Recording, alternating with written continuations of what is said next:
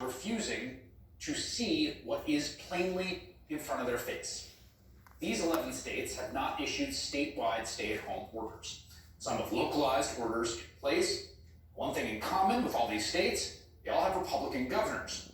Other states like Florida and Texas and Georgia only issued stay-at-home orders recently. In Florida, for example, just hours after Republican Governor Ron DeSantis finally issued the statewide stay-at-home order, he signed a religious exemption basically blocking local governments from closing down church and synagogue ceremonies during the outbreak.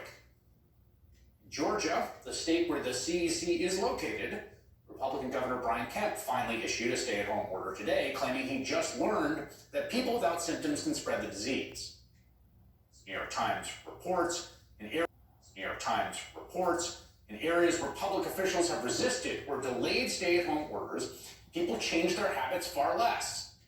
This Times graphic shows where people were still traveling last week. Gray means no travel, and red means closer to normal travel. And you can see that in much of the Northeast, there was essentially virtually no travel. Look at the South. Look at the Plain States. As you can see, people in southern states were far less inclined to change their behavior which makes the virus far more deadly. Take, for example, the state of Mississippi. That state right now seems to have the nation's highest rate of people hospitalized for the coronavirus at 31%. And the virus there is not expected to peak for nearly 2 months.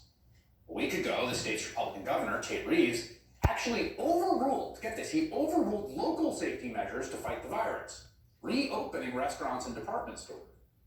The governor announced a shelter-in-place order yesterday, which is not going into effect until tomorrow at 5 p.m. As a nation,